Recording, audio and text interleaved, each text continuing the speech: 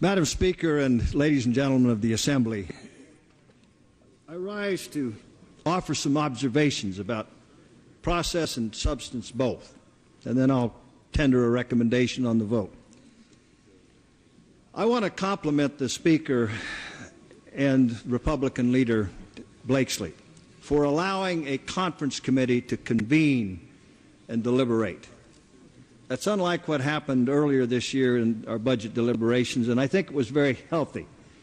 At the very least, there was substantial public input, 500 to 600 people a day coming before this committee expressing their opinions. And that's the openness that the people of the state of California richly deserve. The members of the conference committee, the 10 members, were empowered to voice their opinions. Chair Evans and Vice Chair Ducheney did a magnificent job keeping things on task and managing those long and arduous hours. I appreciated that so very much, and I wish that that would become more of a model for the future, even with the future of these budget deliberations before us right now. That conference committee process is a very sacred institutional boon, and we've disregarded it, I think, here for a very long time. There were some problems with it, though. The products, the issues that we were to discuss were literally put before us the moment they came before us on the agenda. There was no time for Democrat or Republican members to review and analyze and formulate opinions or do some research about what we were voting on. And yes, we did vote. But unfortunately, the process became a little bit more, very little bit more than a long, arduous, probably the longest informational hearing in the history of the legislature. It was an informational hearing. We voted together on some things 10-0 and some were 6-4. And all of the discussion was amiable and amicable and inconsistent with the integrity of the process that we were talking and working together. But we really didn't have a lot of time to analyze what it was we were talking about, and therefore to discuss and debate and make compromises on that product. And there was votes. Then it concluded at 5:30, Thursday night before last, with the submission to the members of $2 billion worth of tax increases. That was the last thing we considered, $2 billion. I observed this was breathtaking. Never before have so few raised taxes so much on so many so fast. It was breathtaking. My mind is boggled, and we'll be voting on that package here today or some semblance thereof, which is another one of the problems.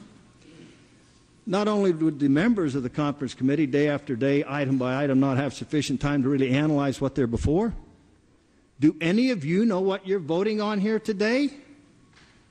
I rather doubt it. The draft of Senate Bill 62, some 475 pages, was received by Republican staff at 4:38 yesterday. 4:38. Now, I don't know what time anybody else got it, but that's when our staff got it. And they did their very best in the long hours that they put in to review all of this.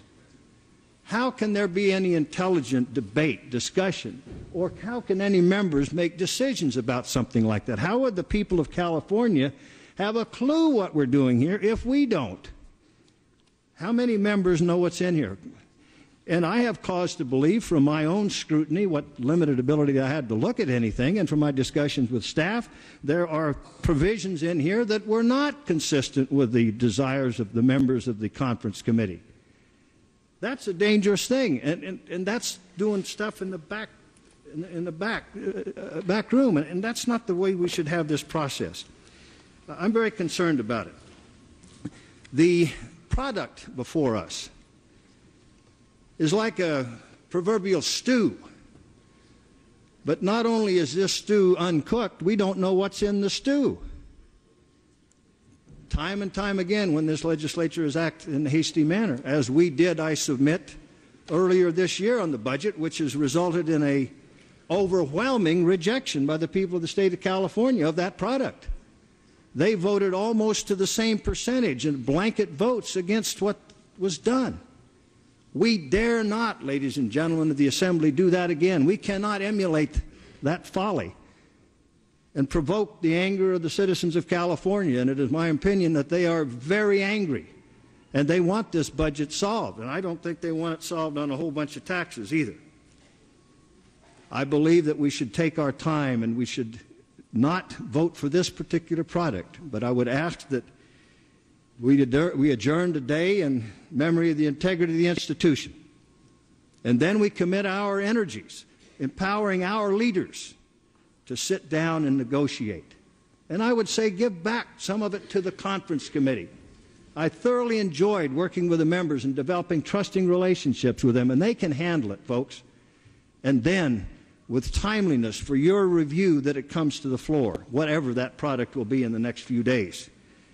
I truly believe that we must move expeditiously, and we have an opportunity here, ladies and gentlemen, to really make a difference in the most historic challenge before any legislature in history. I would vote no on this today. I suggest the leaders get together. Let's work in a bipartisan way. The inclusion of Member Arambula as well. He is a significant member of this institution also. And try to come to some conclusion before the 30th of June. The institution requires it. The people of California demand and deserve it. Thank you.